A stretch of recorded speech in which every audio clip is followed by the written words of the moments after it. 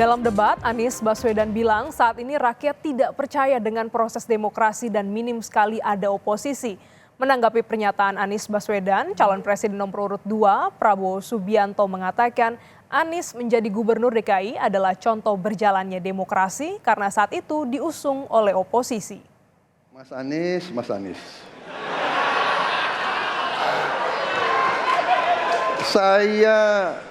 Saya berpendapat Mas Anies ini agak berlebihan. Mas Anies mengeluh tentang demokrasi ini dan itu dan ini. Mas Anies dipilih jadi gubernur DKI menghadapi pemerintah yang berkuasa. Saya yang mengusung Bapak.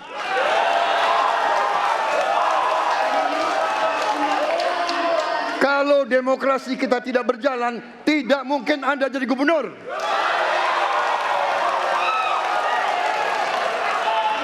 Kalau Jokowi diktator, Anda tidak mungkin jadi gubernur.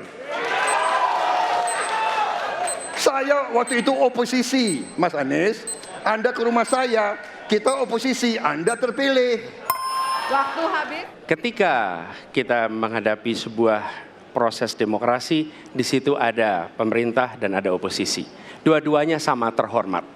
Dan ketika proses pengambilan keputusan itu dilakukan, bila ada oposisi, maka selalu ada pandangan perspektif berbeda yang membuat masyarakat bisa menilai. Karena itu oposisi itu penting dan sama-sama terhormat. Sayangnya tidak semua orang tahan untuk berada menjadi oposisi. Oke? Seperti sampaikan Pak Prabowo tidak tahan untuk menjadi oposisi. Apa yang terjadi? Beliau sendiri menyampaikan bahwa tidak berada dalam kekuasaan membuat tidak bisa berbisnis, tidak bisa berusaha. Karena itu harus berada dalam kekuasaan.